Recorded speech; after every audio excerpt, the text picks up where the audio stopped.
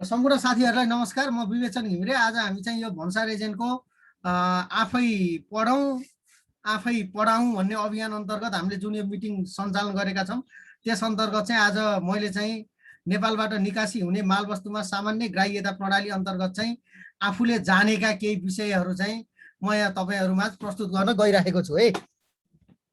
अब यी विषयहरू कतिपयमा आफूले नजानेका पनि हुन सक्छन्। केही कुराहरू मैले विभिन्न प्लेटफर्महरूबाट मैले खोजेर ल्याएका कुराहरू हुन् हैन।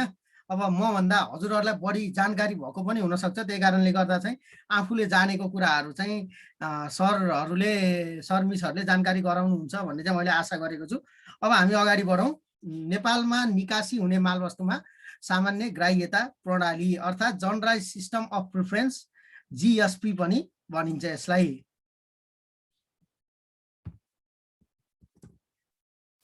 अब हामी जिएसपीमा गयौँ। जिएसपी भनेपछि यो चाहिँ जहिले पनि व्यापारसँग सम्बन्धित विषय हो। हेर्नुहोस् है, जिएसपी भनेको व्यापारसँग सम्बन्धित विषय हो। व्यापारमा पनि यो कस्तो व्यापारसँग सम्बन्धित विषय हो भन्दाखेरि निकासीका लागि दिएको सुविधा हो अरे।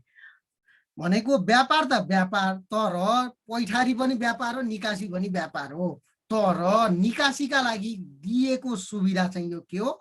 जिएसपी हो। सरहरू सुन्दै हुनुहुन्छ नि? इन्टरनेट कनेक्सन इज अनस्टेबल भन्यो मेरो हैन? यो भनेको के हो भन्दाखेरि निकासीका लागि दिएको सुविधा हो भनेपछि अब कस्तो निकासीका लागि दिएको सुविधा हो त नि? अब हामी त्यतातिर जाउँ है त। खास के रहेछ भन्दाखेरि विकसित मुलुकले अविकसित भनेको विकास नभएका मुलुकलाई, जुन वेल डेभलप छन्, अलरेडी डेभलप छन्, त्यस्ता मुलुकहरूले अविकसित अर्थात् कम विकसित मुलुकको सामानलाई पैठारी गरी उनीहरूले चाहिँ हामी जस्ता यी कम विकसित मुलुकहरूको सामानलाई के गर्ने? पैठारी गरी अन्य मुलुकबाट पैठारी गरिएका सामानसँग प्रतिस्पर्धी बनाई। भनेको चाहिँ अन्य मुलुकबाट पनि त्यही प्रकृतिका सामानहरू के हुन सक्छन्? पैठारी हुन सक्छन् विकसित मुलुकमा हैन।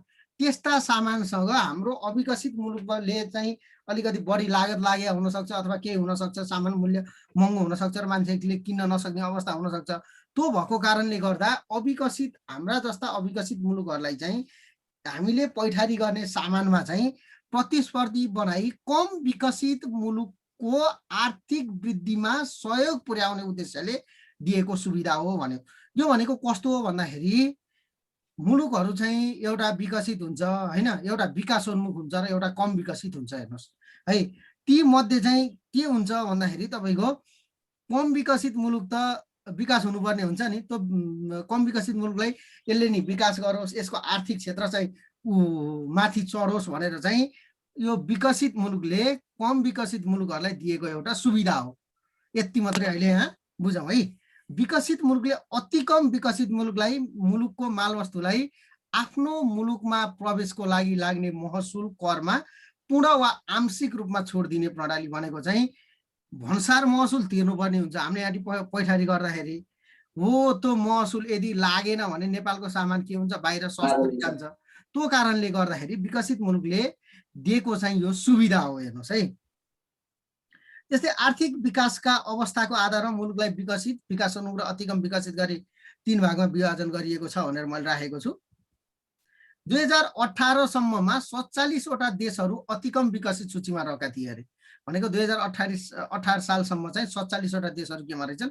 अति कम विकसित सूचीमा रहेका रहेछन्। र यिनै देशहरूले चाहिँ के विकसित देशहरूबाट जिएसपी सुविधा प्राप्त गर्ने गरेका रहेछन् है। अनि दक्षिण एसियामा चाहिँ अति कम विकसित देशहरू भनेको नेपाल, भुटान, बङ्गलादेश र के हुन्? अफगानिस्तान हुन्। भनेको हाम्रा यी सार्क अन्तर्गत अथवा दक्षिण एसियाका मुलुकहरूमा चाहिँ नेपाल, भुटान, बङ्गलादेश र अफगानिस्तान के छन्? अति कम विकसित मुलुक छन्। र यिनै मुलुकहरूले के गर्छन् भन्दाखेरि जिएसपी सुविधा प्राप्त गरेका छन्। भनेको भारतहरूले चाहिँ जिएसपी सुविधा अरू मुलुकबाट नदिएको हुनसक्छ है, तर यी 4 वटा देशहरूले के पाइरहेका छन् भन्दाखेरि जिएसपी सुविधा पाएका छन् है दक्षिण एसियाबाट। अब मैले अवधारणागत पक्ष भनेर अलिकति राख्ने कुरा गरेको। यो अवधारणागत पक्षतर्फ मैले के राखेँ भन्दाखेरि 1964 मा चाहिँ युएनसिटिएडले चाहिँ विकसित राष्ट्रले विकासोन्मुख राष्ट्रलाई सहयोग गर्नुपर्ने अवधारणा ल्याएको रहेछ। भनेको युएनसिटिएडले चाहिँ कहिले भन्दाखेरि 1964 मा, सम्झिनुहोस् है, 1964 मा युएनसिटिएले विकसित राष्ट्रले चाहिँ विकासोन्मुख राष्ट्रलाई सहयोग गर्नुपर्ने अवधारणा ल्याएर रहेछ र त्यसै अनुरूप यसैको पहलमा सन् 1971 देखि के भएर रहेछ भन्दाखेरि जीएसपी सुविधा लागू भएर रहेछ। 1964 मा युएनसिटिएलले अवधारणा ल्यायो भने 1971 देखि के भएर रहेछ यो लागू भएको रहेछ। सम्झिनु पर्यो है, सन् 1964 अवधारणा आयो, यो गर्नुपर्छ, विकासोन्मुख राष्ट्रलाई सहयोग गर्नुपर्छ अथवा अति कम विकसित राष्ट्रलाई सहयोग गर्नुपर्छ भन्ने, र 71 मा आएर के भयो लागू भयो है। सन् 1969 मा चाहिँ संयुक्त राष्ट्रसङ्घको साधारण सभाले कम विकसित देशहरूको विकासमा सबै लाग्नुपर्ने धारणा पनि ल्याएको रहेछ। भनेको 64 मा चाहिँ युएनसिटिएले ल्यायो, हुन त संयुक्त राष्ट्रसङ्घको अनि युएनसिटिएल भनेको संयुक्त राष्ट्रसङ्घ अन्तर्गत एउटा विशिष्टीकृत संस्था भयो भने चाहिँ संयुक्त राष्ट्रसङ्घको जुन साधारण सभा हुन्छ नि, मेन सभाले पनि चाहिँ जनरल एसेम्ब्लीले पनि के गरेर रहेछ भन्दाखेरि कम विकसित देशहरूले चाहिँ विकासमा सबै लाग्नुपर्ने धारणा के गरेर रहेछ ल्याएको रहेछ। त्यो कहिले 69 मा। भनेपछि हामीले यहाँ 3टा डेट सम्झिनु पर्यो। एउटा 64 मा युएनसिटिएले ल्यायो, 71 देखि लागू भयो, 69 मा चाहिँ जनरल एसेम्ब्ली अर्थात् संयुक्त राष्ट्रसङ्घको साधारण सभाले कम विकसित देशहरूको विकासमा सबै लाग्नुपर्ने धारणा ल्यायो भन्ने कुरा चाहिँ मैले यहाँ राखेँ है। सरहरू म एकैछिन 1 मिनट चाहिँ म बाहिर गराएँ है।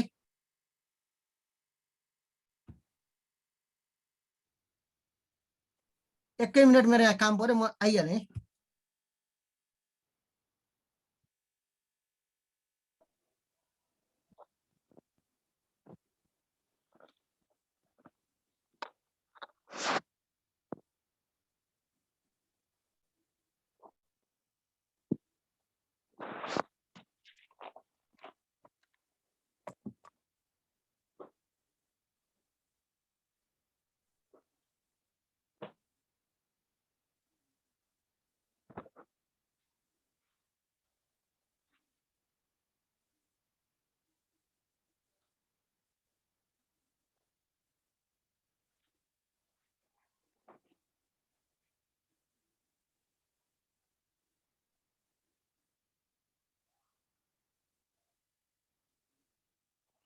हेलो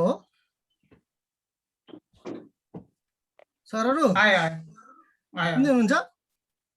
सुन्दैछु, आउँदैछु। सानो काम परेर भन्नु है।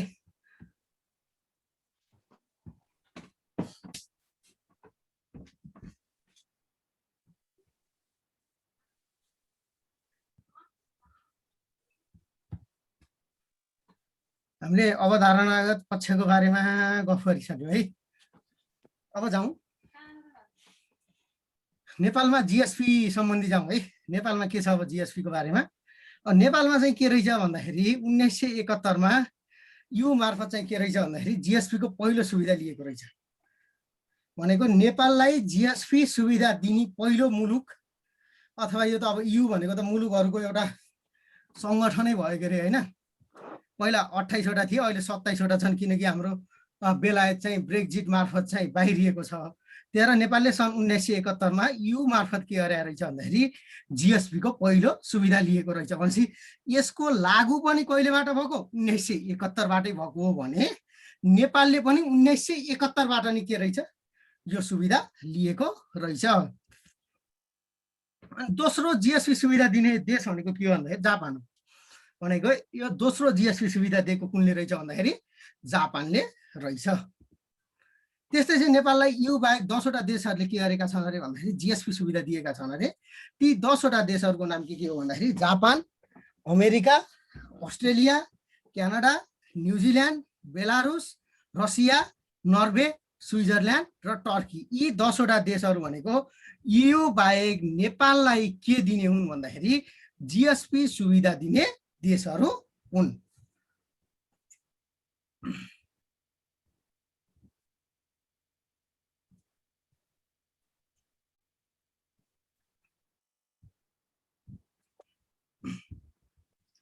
नेपालमा जीएसपी भनेर मैले यो स्लाइड चेन्ज गर्न बिर्सेछु क्या। ल हेरौँ यहाँ।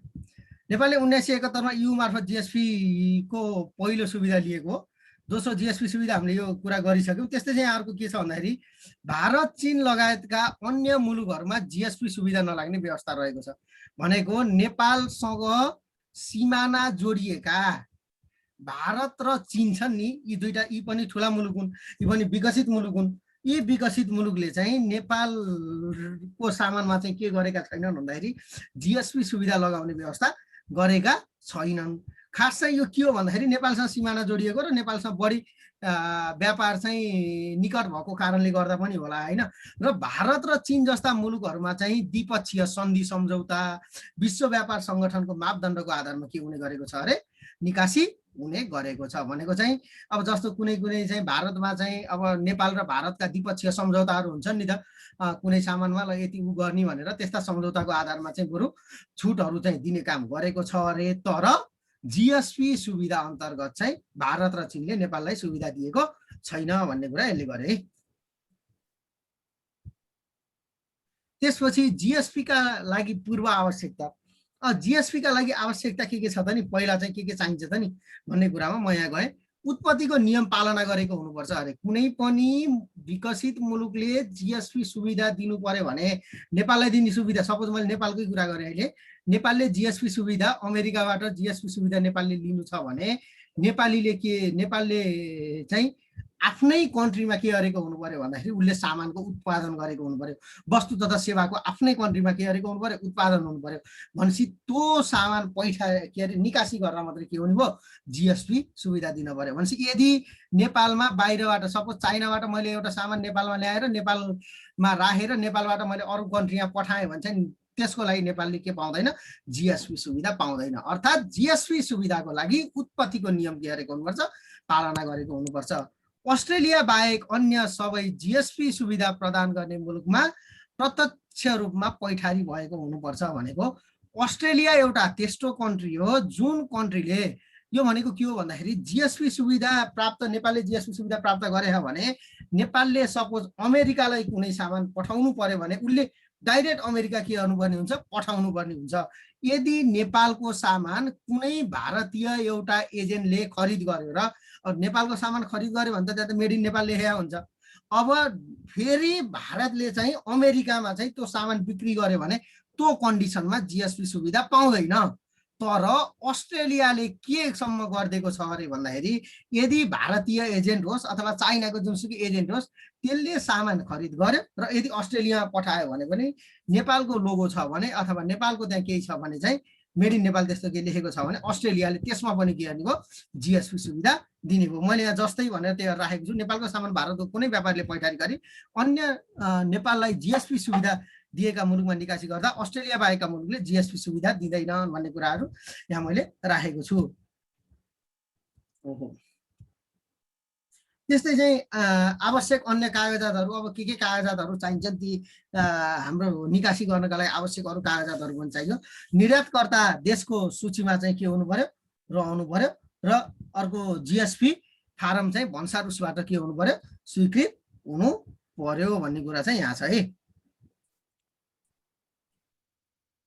अब यो उत्पत्तिको नियमका शर्तहरू के हुन्छ नि, कस्तालाई चाहिँ नेपालमा उत्पत्ति भएको भन्ने, कस्ता सामान चाहिँ नेपालमा, जस्तो कि नेपालमा त सबै कच्चा पदार्थ पाइँदैन नि त, बाहिरबाट पनि के गर्नुपर्ने हुन्छ, कच्चा पदार्थ आयात गर्नुपर्ने हुन्छ। त्यस्तो कन्डिसनमा चाहिँ हामीले के राखेको छ भन्दाखेरि उत्पत्तिको नियमका शर्तहरू, त्यस्ता सामानहरू नि हामीले नेपालकै हो भनेर बनाएर पठाउन मिल्छ, तर कस्तो कन्डिसनमा मिल्छ भन्ने कुरा अब यहाँ डिस्कस गरौँ है।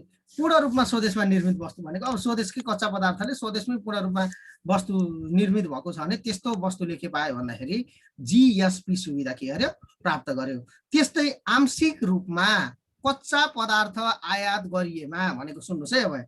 अब हामीले कच्चा पदार्थ आयात गर्नुपर्ने हुन्छ। आंशिक रूपमा कच्चा पदार्थ आयात गरिएमा कम्तीमा 4 अङ्कको हार्मोनाइज कोड भनेको चाहिँ भाग र शीर्षक भनेको, भाग र शीर्षक भन्ने 4 अङ्क पुग्छ, त्यस्तै उपशीर्षकले के हुन्छ, हार्मोनाइज कोडको 6 अङ्क पुग्छ। पहिलो 2 अङ्क भाग अनि शीर्षक अनि उपशीर्षक गरेर चाहिँ हाम्रो के हो, 6 अङ्क त्यसरी पुग्छ।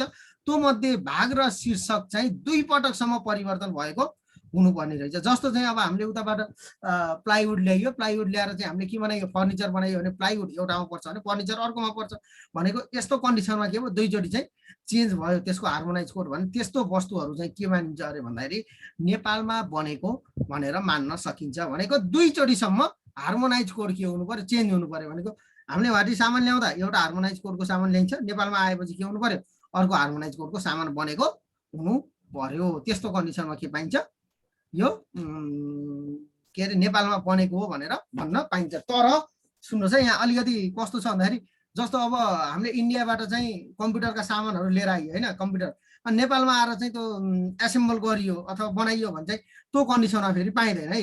त्यसमा के हुनुपर्छ भन्दाखेरि दुई पटक चाहिँ यो परिवर्तन भएको हुनुपर्छ भन्छ। दुई पटक परिवर्तन भनेको चाहिँ अब त्यो सामान ल्याएर कि चाहिँ कच्चा पदार्थ ल्याएर सामान बनाउनु पर्यो, अनि सामान बनाएर चाहिँ फेरि कम्प्युटर बनायो भने चाहिँ बल्ल पायो, नत्र पाएन। दुईचोटि चाहिँ चेन्ज हुनु पर्यो कि त्यो कन्डिसनमा चाहिँ बल्ल पाउँछ। मूल्य अवृद्धि शर्त भनेर अर्को राखेको रहेछ। यो मूल्य अवृद्धि शर्त चाहिँ जहिले पनि कति हुनुपर्छ अरे भन्दाखेरि 30 देखि 40% के भएको हुनुपर्छ, वृद्धि भएको हुनुपर्ने रहेछ। एउटा चाहिँ दुईचोटिसम्म हार्मोनाइज कोड परिवर्तन भएको हुनु पर्यो। यदि हामीले सामान बाहिरबाट पैठारी गरेर त्यसलाई नेपालको हो अथवा नेपालमै उत्पत्ति भएको भनेर शर्त पुरा गर्नको लागि दुई पटक हार्मोनाइज कोड परिवर्तन हुनु पर्यो। र अर्को भनेको के हुनुपर्छ भन्दाखेरि 30 देखि 40% मूल्य के हुनुपर्छ, अभिवृद्धि भएर पैठारी गरिएको हुनुपर्छ। यो कन्डिसनमा मात्र नेपालले अथवा जुनसुकै उत्पत्ति गर्ने मुलुकले जसले जीएसपी सुविधा प्राप्त गरेको छ उसको मुलुकको उत्पत्ति मानिनेछ। त्यही भएर मैले यहाँ नोट भनेर एसेम्बल गरिएको सामान पैठारी गर्दा जीएसपी सुविधा पाइँदैन भनेर राखेको छु। त्यस्तै अब फेरि अगाडि बढेँ म। जीएसपी का लागि आवश्यक कागजातहरू के हुन्छ नि है। अब यो कागजाततिर लागे, यो चाहिँ त लगभग हामीले अगाडि पनि डिस्कस गरिरहेको थियौँ। त्यो 1.2 पोर्सनमा एउटा उत्पत्तिको प्रमाणपत्र चाहियो। उत्पत्तिको प्रमाणपत्रको लागि अब कस्तोलाई उत्पत्ति आफ्नो मुलुकमा उत्पत्ति भएको भन्ने कुरा चाहिँ यहाँ एक्सप्लेन गरियो होइन। अहिले मैले अगाडि एक्सप्लेन गरिसकेँ। त्यो चाहियो एउटा उत्पत्तिको प्रमाणपत्र नेपालमै उत्पत्तिको हो भन्ने। अनि त्यसपछि अर्को बिल चाहियो, बिजक चाहियो। त्यसपछि एयरवे बिल वा बिल अफ लेडिङ चाहियो। यदि हामीले चाहिँ प्लेन मार्फत चाहिँ अथवा प्लेनको कार्गो मार्फत चाहिँ गर्छौँ भने एयरवे बिल चाहियो भने, यदि हामीले पानी जहाज मार्फत गर्छौँ भने बिल अफ लेडिङ चाहियो। त्यसै चाहिँ जीएसपी फारम चाहियो। नेपालको भन्सारबाट हस्ताक्षर प्रमाणित भएको के चाहियो भन्दाखेरि जीएसपी फारम चाहियो। जीएसपी फारम नभरिकन हामीले फेरि यो नेपालको हो, नेपालले जीएसपी सुविधा चाहिँ प्राप्त गर्दैन। यदि तपाईँले सामान पैठारी गर्नु भने विदाउट जीएसपी फारम पनि पैठारी गर्न पाउनु। यदि जीएसपी फारम तपाईँले भर्नु भने चाहिँ नेपालको जीएसपी हो भनेर त्यसले पाए, नत्र चाहिँ पाउँदैन है। त्यो जीएसपी फारम पनि के हुन्छ भन्दाखेरि नेपालको भन्सारबाट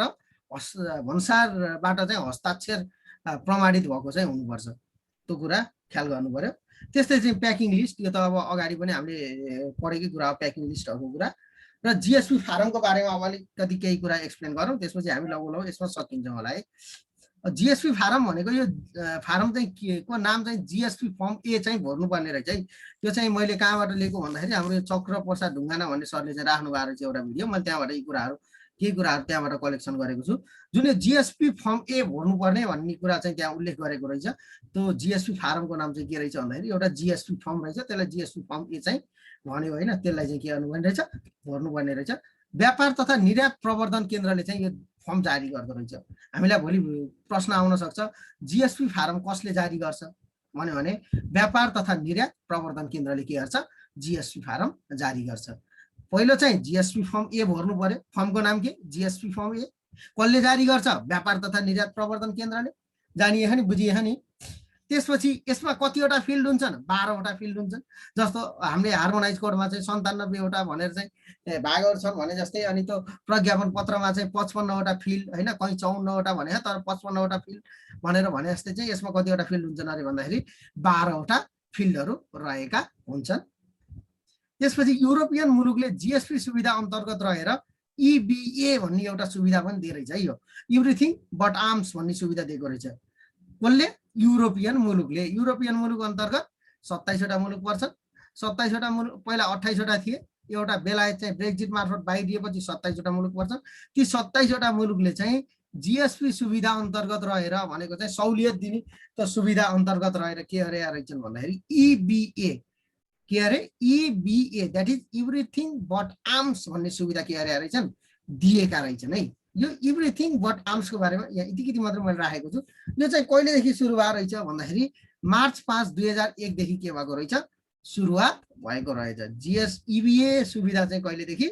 मार्च 5, 2001। कहिलेदेखि? मार्च 5, 2001बाट चाहिँ सुरुवात भएको रहेछ। ईबीए भनेको कस्तो हो भन्दाखेरि हार्मोनाइज कोड प्रणालीको 93 भाग 93 भनेको चाहिँ हार्मोनाइज कोडमा के छ भन्ने कुरा चाहिँ हात हतियार सम्बन्धी व्यवस्था गरेको छ। भाग 93 मा हार्मोनाइज कोड प्रणाली अन्तर्गत हात हतियार सम्बन्धी व्यवस्था गरेको छ।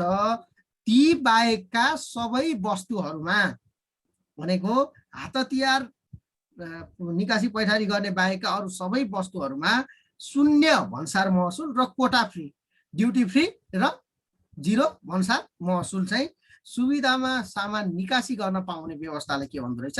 ईबीए भन्दो रहेछ। अब ईबीए र जीएसपी मा फरक के त नि भन्ने आउन सक्छ नि त। यो ईबीए भनेको जीएसपी अन्तर्गतको हो।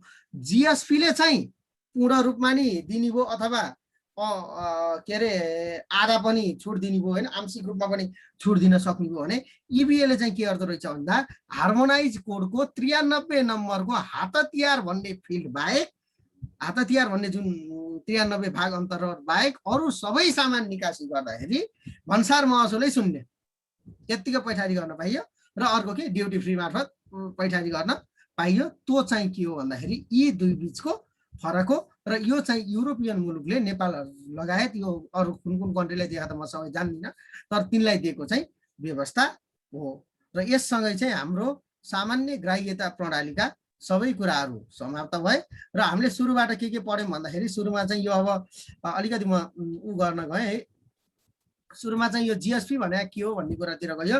जीएसपी भनेको चाहिँ हामीले तपाईको विकसित मुलुकले अतिकम तथा विकासोन्मुख मुलुकहरूलाई दिएको सुविधा भयो हैन। त्यो सुविधा चाहिँ 1964 मा चाहिँ अवधारणागत पक्षमा जाँदाखेरि 1964 मा चाहिँ तपाईको अवधारणा ल्याए कसले? युएनसीटीएले अवधारणा ल्यायो भने 1971 बाट यसको लागू भयो। अनि 1971 बाट लागू भएपछि 1969 मा आएर चाहिँ तपाईको संयुक्त राष्ट्र संघीय एउटा जुन त्यो जनरल एसेम्ब्ली मिटिङले चाहिँ के गर्यो भन्दाखेरि यो सुविधा दिनुपर्छ भन्ने चाहिँ एउटा अवधारणा पक्ष ल्यायो। अब त्यसको लागि चाहिँ जीएसपी सुविधा दिनको लागि चाहिँ अब पहिला 2018 मा चाहिँ 47 हो कि 48 त्यतिवटा कन्ट्रीको व्यवस्था, 47 वटा कन्ट्रीको चाहिँ अतिकम विकसित मुलुकमा थियो भने तिनले जीएसपी सुविधा पाएका थिए भने अब दक्षिण एसियामा चाहिँ नेपाल, भुटान, बङ्गलादेश र अफगानिस्तान चाहिँ जीएसपी सुविधा प्राप्त गर्ने मुलुक भए। यी चारवटा सम्झिनु पर्यो। अनि त्यसपछि चाहिँ अर्को सम्झिनु पर्ने भनेको चाहिँ नेपाल बाहेक के अरे यी नेपाललाई पहिलो जीएसपी सुविधा दिने मुलुक भन्यो भने चाहिँ हामीले अर्को सम्झिनु पर्ने युरोपियन युनियन हो र दोस्रो भनेको जापान हो। त्यसपछि चाहिँ युरोपियन युनियन बाहेक नेपाललाई 10 वटा मुलुकहरूले दिएका छन्। अब ती 10 वटा मुलुकको नाम चाहिँ यही अहिले मैले देखाएको थिएँ, त्यसैमा घोक्नी हो त, मलाई नै आउँदैन, घोक्नै पर्छ। ती 10 वटा मुलुक छन्। ती 10 वटा मुलुकहरू सम्झिनु पर्यो जस्तो लाग्छ है। भोलि तलका मध्ये कुन मुलुकले नेपाललाई जीएसपी सुविधा दिएको छैन भनेर भनिदियो भने त्यहाँ चाहिँ हामीलाई एउटा छुट्याउन गाह्रो हुनसक्छ होइन। त्यो पनि यसो सर हेरौँ जस्तो लाग्छ। अनि त्यसपछि चाहिँ हामीले जीएसपीका लागि आवश्यक पूर्व शर्तहरू के हुनुपर्छ भन्दाखेरि एउटा उत्पत्तिको प्रमाणपत्र होइन, अनि ती कुराहरू, त्यसपछि जुन चाहिँ पैठारीका लागि अरू आवश्यक पर्ने कागजातहरू, अनि निर्यातकर्ता त्यसको सूचीमा हुनुपर्ने जस्ता कुराहरू हामीले गऱ्यौँ। अनि त्यसपछि चाहिँ हामी चाहिँ उत्पत्तिको नियमहरू के हुन् भन्नेतर्फ लाग्यो। उत्पत्तिको नियममा चाहिँ यदि हामीले चाहिँ एउटा चाहिँ नेपालमै सामान उत्पत्ति भएको भन्ने कुरा गऱ्यौँ भने, अर्को चाहिँ यदि बाहिरबाट आंशिक रूपमा अथवा पूर्ण रूपमा सामान चाहिँ हामीले आयात गरिएको छ भने ती सामान चाहिँ नेपालमा यदि उत्पत्तिको नियम पालना गर्नुपर्ने छ अथवा नेपालले चाहिँ जीएसपी सुविधामा अन्त निकासी गर्नुपर्ने छ भने त्यो कन्डिसनमा 4 अङ्कको हार्मोनाइज कोड भाग र शीर्षक चाहिँ के हुनुपर्छ भन्दाखेरि कम्तीमा पनि दुईचोटि परिवर्तन हुनुपर्छ भने मूल्य अभिवृद्धि चाहिँ कति हुनुपर्छ भन्दाखेरि नेपालमा ती सामान बनाइसकेपछि त्यसको पहिला पैठारी गर्दाको मूल्य भन्दा त्यो चाहिँ कम्तीमा पनि 30 देखि 40% वृद्धि भएको हुनुपर्छ भन्ने कुरा गर्यो। तर एसेम्बल सामानमा चाहिँ यो अब के अरे हुँदैन भन्ने कुरा गर्यो। अब त्यसका लागि आवश्यक पर्ने कागजातहरूको बारेमा हामीले उत्पत्तिका प्रमाणपत्रदेखि बीजक, अनि त्यसपछि बिल अफ लेडिङ, अनि जीएसपी फारम तथा प्याकिङ लिस्टका कुराहरू गरियो भने चाहिँ जीएसपी फारममा चाहिँ हामीले जीएसपी फारमको नाम जीएसपी फर्म ए भनेर कुरा गरियो। अब त्यो त्यसमा चाहिँ 12 वटा फिल्ड हुन्छन् भन्यो। यो चाहिँ निकासी तथा के अरे व्यापार तथा निर्यात प्रवर्धन केन्द्रले चाहिँ जारी गर्छ भन्ने कुरा गऱ्यौँ भने युरोपियन मुलुकले चाहिँ अर्को जीएसपी सुविधा अन्तर्गत रहेर ईबीए सुविधा दिन्छ भन्ने कुराहरू पनि गऱ्यौँ।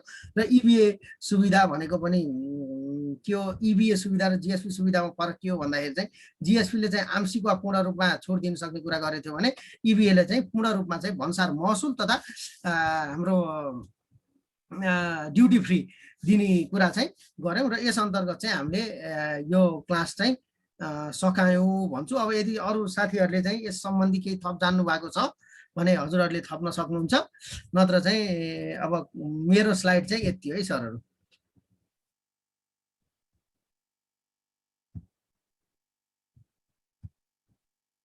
हेलो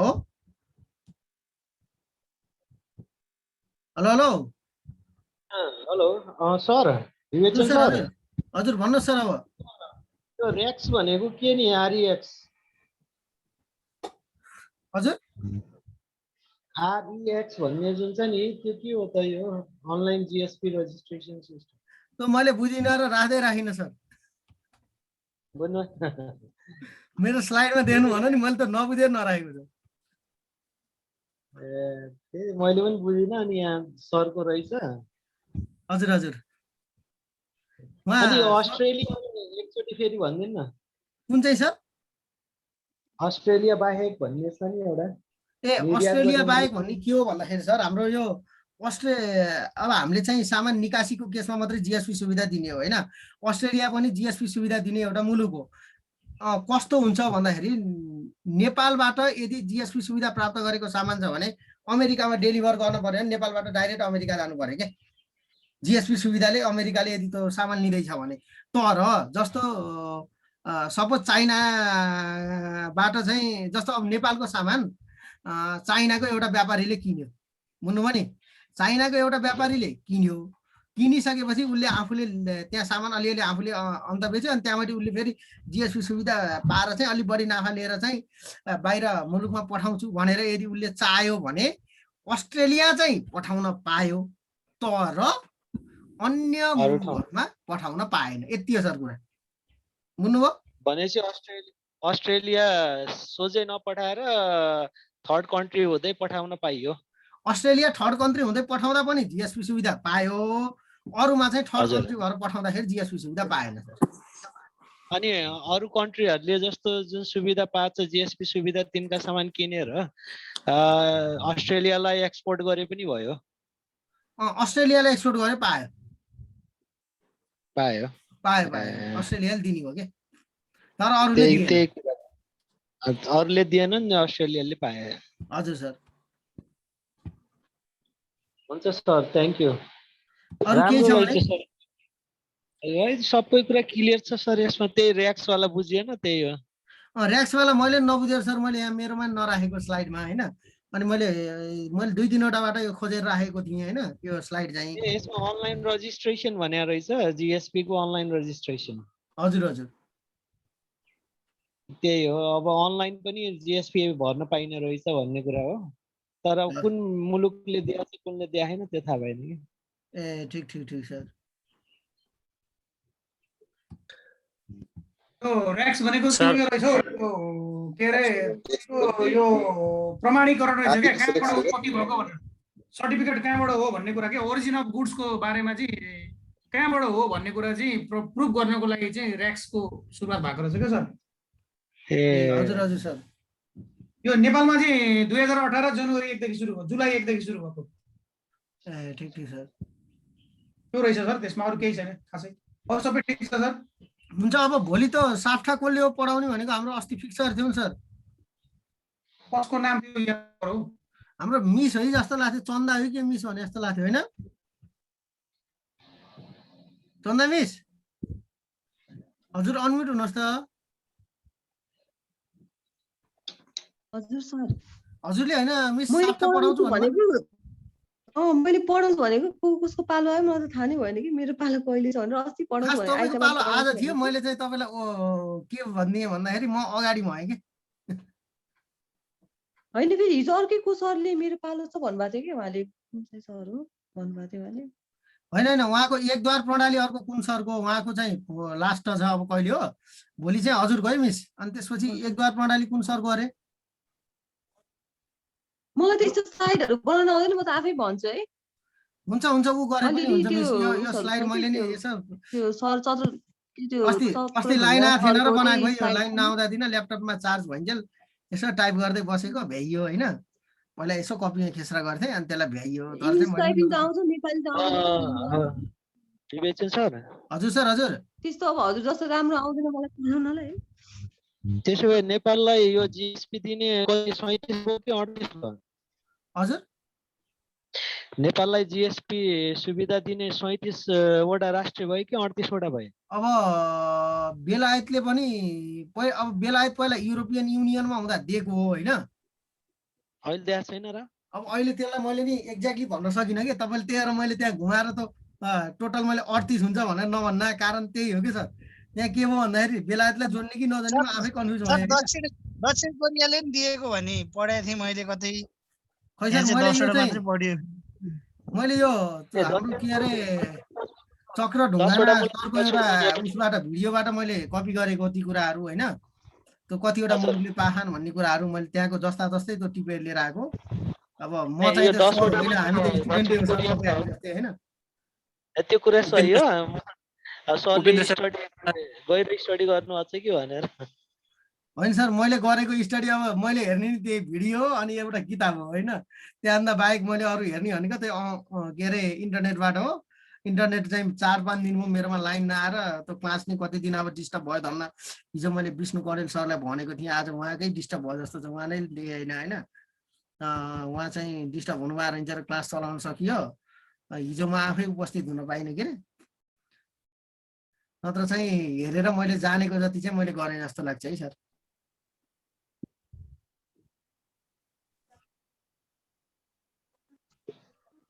हजुर हजुर सर अब हामीसँग टाइम सकियो सर है। यो बेलायतको खोज्नु पर्यो सर बेलायतले दिएछ कि नै भनेर। बेलायतले देखा होला सर पछिल्लो समय अब उसले छुट्टिएपछि छुट्टै गरे गरेन भन्ने कुरा मात्रै हो सर। त्यही त कन्टिन्यू गरेन त्यसो नत्र भने फेरि 38 को 37 भन्ने हुन्छ नि त। त्यो चाहिँ हो सर। हुन्छ सर अब हामीसँग टाइम जम्मा 1 मिनेट है कति बाँकी छ होइन।